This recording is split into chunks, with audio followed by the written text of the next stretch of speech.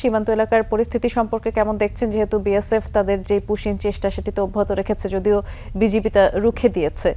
কি বলছে বিজিবি এবং সেখানে স্থানীয়রা যারা আছেন একটু বিস্তারিত করে জানাবেন। বৃষ্টি, আপনাকে প্রথমে জানিয়ে রেখে আমি কিন্তু সীমান্ত এলাকা রয়েছে। আসলে এই আমার পিছনে যে নদীটি, ধরলা নদীর পিছনটাই কিন্তু ভারতীয় অংশ।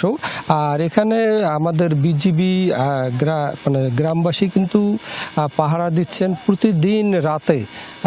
ভারতীয় বিএসএফ বিভিন্ন মানুষজন নিয়ে পুশিনের চেষ্টা করছে। গতকালকেও তারা দুইটি স্পটে লালমনিরহাট জেলার, পরে গ্রামবাসী এবং বিজিবি তাদের বাধা দেয়, সেটি আর তারা পুশিন করতে পারেনি। তো পরে তারা ব্যাক করে নিয়ে গেছে ভারতীয় অংশে। এরকম প্রতি কয়েকদিন ধরে চলছে লালমনিরহাটের বিভিন্ন সীমান্তে বিএসএফ এর এই অপতৎপরতা। এইটা রুখে দিয়েছে কিন্তু বিজিবি। আমি বিজিবির লালমনিরহাট 15 বিজিবির অধিনায়কের সঙ্গে কথা বলেছি। তিনি যেটি জানিয়েছেন যে আসলে সীমান্তে বিজিবি পাহারা দিচ্ছেন, ও গ্রামবাসীও দিচ্ছেন।